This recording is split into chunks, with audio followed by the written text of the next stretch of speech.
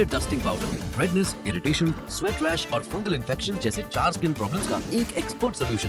अब रहो unstoppable candid dusting powder के साथ। मैं थोड़ा सा आपके करियर की जो सॉफ्ट पुलिसिंग है, जो सिविल पुलिसिंग जिसको हम कहते हैं, झगड़े झांसे ना या दंगे हो जाना या पॉलिटिशियन से डील करना, उस पर बात करना चाहता हूँ। उस हिसाब से जो पुलिसिंग है उसमें आपका कोई ऐसा मेमोरेबल अगर आपको इंसिडेंट याद आता हो जहाँ पे मतलब ऐसे कोई दुश्मन आपके सामने नहीं था, जो ये वाली जहाँ पे पुलिस को समझौता कराना होता है, समझाना होता है कि अभी रुक जाओ, शांत हो जाओ, और पंगे भी आपके छोटे मोटे नहीं होते, तो चरण सिंह के तरफ से यह आया था कि सस्पेंड किया जाए?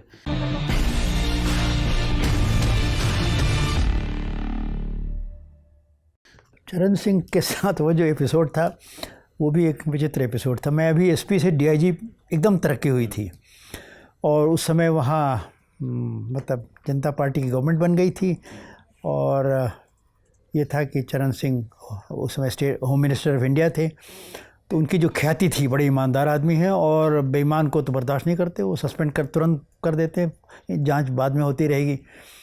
तो मेरठ के डीआईजी की पोस्ट खाली थी। मेरठ में जो डीआईजी थे उस समय उनका अरुणाचल का डिपुटेशन आ गया था, तो अभी 1 महीने बाद जाना था, पर उन्होंने तुरंत चार्ज दिया, वो भाग लिए कि पता नहीं 1 महीने में कुछ हमसे गलती हो जाए, पता नहीं यहीं सस्पेंड हो जाए।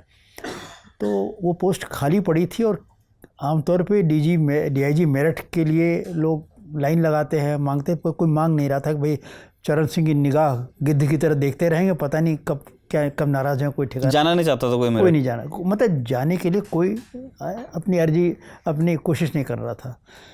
तो पोस्ट 1 महीने तक खाली पड़ी रही, कोई डीआईजी मेरठ तैनात नहीं हुआ। उसमें जैन चतुर्वेदी साहब एक यूपी के अफसर थे, बड़े अच्छे अफसर जी। हमारे गुरुओं में एक ये भी थे, वो कमिश्नर ऑफ पुलिस दिल्ली भी थे जी। वो और उन चरण सिंह उनको बहुत मानते थे क्योंकि बड़े ईमानदार आदमी थे। तो चरण सिंह ने उनको चतुर्वेदी से बुलाया कि भाई मेरठ के लिए कोई डीआईजी बताओ। तो चतुर्वेदी साहब हमको बहुत मानते थे, तो उन्होंने कहा साहब ये लड़का तो अभी जूनियर है, अभी उसकी तरक्की हुई है एसडीआईजी, पर अगर आप पुलिस को एक नई छवि देना चाहते हो कि साफ़ सुथरा काम हो तो प्रकाश सिंह की पोस्टिंग कर दीजिए वहाँ। तो चरण सिंह ने माइंड मेकअप कर लिया। अब बहुत लोग, जब मेरी पोस्टिंग डीआईजी मेरठ हो गई तो लोग मुझसे पूछें आप जाट हैं? मैंने कहा नहीं भाई मैं जाट तो नहीं हूँ। अच्छा आप मेरठ के हैं? नहीं भाई मैं मेरठ का भी नहीं हूँ। तो चरण सिंह को जानते ज़रूर होंगे? नहीं भाई चरण सिंह की तो मैंने शक्ल भी नहीं देखी है। तो लोग सोचें ये झूठ बोल रहा है। उससे पहले कभी मिले नहीं थे आप? मेरी कोई मुलाकात नहीं थी, ना मैं जाट हूँ, ना मेरठ का था, ना कुछ। तो चरण सिंह ने जैन चतुर्वेदी साहब के कहने पे, वो लखनऊ दौरे पे आए थे, उन्होंने कहा कि डीआईजी मेरठ में प्रकाश सिंह की पोस्टिंग कर दो। अब हलचल मच गया, ये कौन, ये प्रकाश सिंह की कैसी पोस्टिंग हो गई। और मैं भी ताज्जुब में आ गया कि इतनी सीनियर पोजीशन पे हमको एकदम से नई तरक्की के बाद भेजा जा रहा है। पर मैंने सोचा कि जब ये मुझको भेजा गया है तो ठीक है, और ईमानदारी से काम किया जाएगा। ईमानदारी से तो मैं काम करता ही हूँ, पर अब तो मैं किसी को बेईमानी करने भी नहीं दूंगा, ये मैंने ठान लिया। अच्छा, चरण सिंह का एक आदेश था जो बड़ा अच्छा आदेश था कि हर सीनियर अफसर को बाय सरप्राइज़ ऐसे इलाके में जाना चाहिए जहाँ से बहुत ज़्यादा शिकायतें आ रही हैं।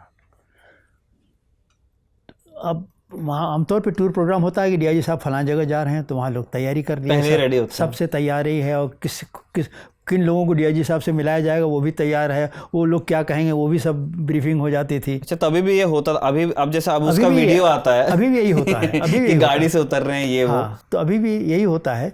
पर चरण सिंह का ये था, you should go by surprise and to areas from where you are getting complaints. तो कंप्लेंट तो देखिए रोज़ ही आती थी कि फलाने थाने में ये हो रहा है, फलान, तो जहाँ से ज़्यादा आवे मैंने ये प्रोग्राम बना लिया, सरप्राइज़ में इलाके में अपना दौरे में पहुँच जाऊँ, और इसके पहले कि कोई और अपना ट्यूटर कर पाए, मैंने तथ्यों को पता लगा लिया, और जहाँ बेईमान आदमी मिला या तो उसे सस्पेंड किया या उसे लाइन हाजिर किया, ट्रांसफ़र किया, कुछ ना कुछ किया। तो नतीजा ये है कि एक के बाद एक लोग गिरते रहे, जहाँ मैं जाऊँ वहीं का दरोगा गिर जाए। अच्छा, मेरे अंदर आप सस्पेंड कर देते दरोगा को? नहीं, हाँ इनको सस्पेंड करिए, ख़त्म, सस्पेंड करिए या लाइन हाजिर करिए, जितनी डिपेंडिंग मतलब जितनी गंभीरता मुझे दिखी, पर यह कि वहाँ से हटा दिया। अब इत्तेफाक ऐसा हुआ कि ज़्यादातर, अच्छा मेरठ में उन दिनों चरण सिंह के आने के बाद बहुत से जाट दरोगाओं ने मैनिपुलेट करके अपनी पोस्टिंग मेरठ परिक्षेत्र में करा ली थी कि इस इलाके में अपना इसकी भैया तो अब अच्छा, बहुत से जितने को मैंने सस्पेंड किया, मतलब इस तरह हटाया, उसमें से समझिए 90% सब सिंह थे। अच्छा, सिंह तो मैं भी हूँ, तो पर मैंने ये कभी नहीं सोचा कि ये सिंह किस जात का है, ठाकुर है, जाट है, क्या है क्या। मैं भी एक आदर्शवादी आदमी था, तो मेरे दिमाग में ये सब बातें, जात वाली बातें कभी आती ही नहीं थी। मैं तो जानता था या तो तुम ईमानदार हो या बेईमान हो, या अच्छे पुलिस अफसर हो या खराब पुलिस अफसर। जाति चलती तो है सर, चलती तमाम थी, डिपार्टमेंट्स में। पर मेरे दिमाग में ये बातें नहीं थी। मैं अभी उस नए अफसर का जोश था, और आदर्शवादी मैं शुरू से ही रहा हूँ। तो मैंने कभी किसी की जात की परवाह नहीं की, मैं इस तरह लोगों को दंडित करता गया। मेरे दुर्भाग्य से कहिए या जो भी हो, अधिकांश इसमें से जाट निकले। अच्छा, किसी ने आपको हिंट नहीं किया कि साहब एक तरफा लग रहा है? किसी ने नहीं कहा। अधिकांश इसमें जाट थे जो सस्पेंड होते चले गए। तो अब जाट दरोगाओं ने फिर अपनी बैठक की कि भाई ये तो कैसा डीआईजी आ गया है। वहाँ एक तरफ तो हमारे चौधरी बैठे हैं, होम मिनिस्टर, और यहाँ जाटों को सस्पेंड किया जा रहा है। ये लोग गए गायत्री देवी के पास, उनकी पत्नी का नाम गायत्री देवी था, और उनका साहब ये तो जाट विरोधी डीआईजी आ गया है और ये हम लोगों को सस्पेंड कर रहा है। अब अच्छा, चरण सिंह के बहुत गुण थे, मैं उनका आज भी आदर से उनका नाम लूँगा, पर वो कान के कच्चे थे। अच्छा, कान के कच्चे थे। कोई जाट विरोधी अगर किसी आदमी को प्रस्तुत कर दिया जाए तो फिर वो उनके लिए अक्षम्य अपराध था। वो जाटों को सुपीरियर रेस समझते थे, मतलब ये चरण सिंह की कमज़ोरी थी, ये सुपीरियर रेस है, ये तो मतलब इनमें कोई खामी है ही नहीं। तो जाट विरोधी के रूप में जब मुझे प्रस्तुत किया गया तो चरण सिंह नाराज़ हो गए। उनकी पत्नी से ये खबर गई। अब मैं उन दिनों मुजफ्फरनगर गया था दौरे पे, तब तक एकदम से फ़ोन आया उनके ओएसडी का, ऑफिसर इन स्पेशल ड्यूटी, वो भी एक पुलिस ऑफिसर थे, विजय करण, जो बाद में डायरेक्टर सीबीआई हो गए, कि भाई प्रकाश देखो ऐसा है, चौधरी साहब तुम्हें बुला रहे हैं। तो मैं दिल्ली? हाँ, दिल्ली बुलाया। तो मैं मुजफ्फरनगर में था, अपना काम ख़त्म किया, तुरंत गाड़ी अपने उसी गाड़ी सीधे में चला आया। नॉर्थ ब्लॉक में ऑफिस होता था इनका।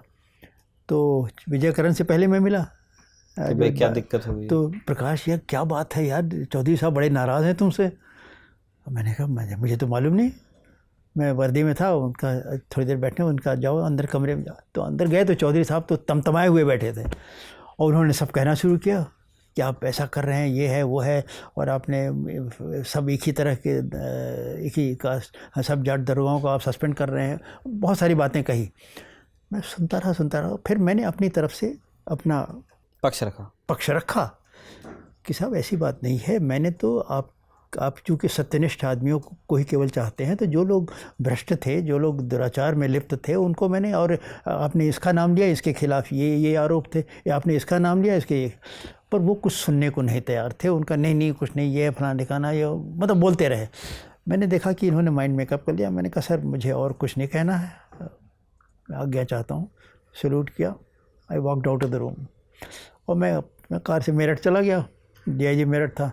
जब तक मैं रास्ते में सोच रहे होंगे कि अब क्या होगा? नहीं, मैं जब तक मैं मेरठ पहुंचूं तब तक मेरा ऑर्डर हो चुका था कि इनका ट्रांसफ़र किया जाता है फलां जगह। अगर ट्रांसफ़र तक बात रह जाती तो कोई बात नहीं, पुलिस अफसर, पुलिस की नौकरी में सब होता रहता है। पर उसके 2 दिन बाद तुरंत आए कि नहीं, इनको सस्पेंड किया जाना है।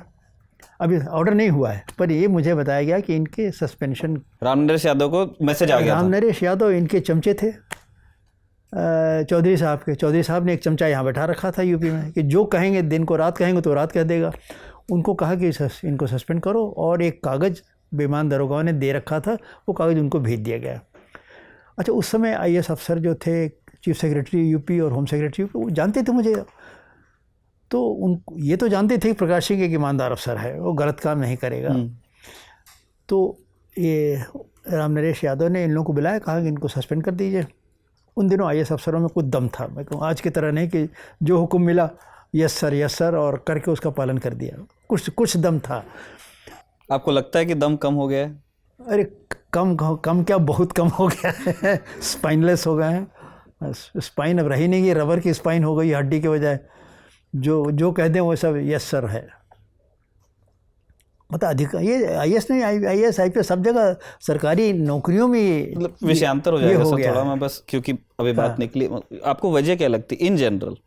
लोग देखिए, देश की राजनीति बहुत गंदी हो गई है, पहले जैसी नहीं रह गई है। मतलब पहले तो ये था कि भाई आपको अगर आप नहीं पसंद है तो आपको कहीं और दूसरी जगह कर देंगे, पर बेइज्जत नहीं करेंगे, ह्यूमिलेट नहीं करेंगे। अब तो बेइज्जत भी करते हैं, ह्यूमिलेट भी करते हैं, और आपकी मतलब कोई जांच भी खड़ी करा दें, कोई रेड भी करवा दें, सब कुछ करवा दें। तो अफसरों ने भी अब सोच लिया भैया, जब देश के शासक इसी तरह चाहते हैं तो हम भी इसी गंदी गंगा में हम भी इसी में हाथ धोएंगे। वो भी उसी कौन मुचैटा लेता है। मुचैटा लेने के लिए चरित्र चाहिए, सफ़र करने की एक शक्ति चाहिए, आत्मबल चाहिए।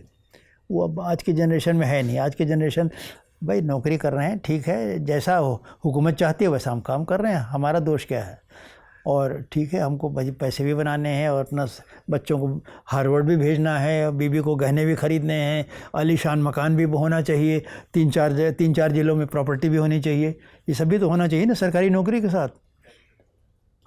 हमारी तरह बेवकूफ़ कम लोग होते हैं। हमारा तो एम्बिशन लाइफ में, किसी ने हमसे पूछा आपका एम्बिशन क्या था, मैंने कहा एक अपना घर होना चाहिए, एक गाड़ी होनी चाहिए और एक लड़की होनी चाहिए जो मेरी पत्नी हो, बस, और कुछ नहीं चाहिए। मेरे तीनों एम्बिशन पूरी हो गई थी।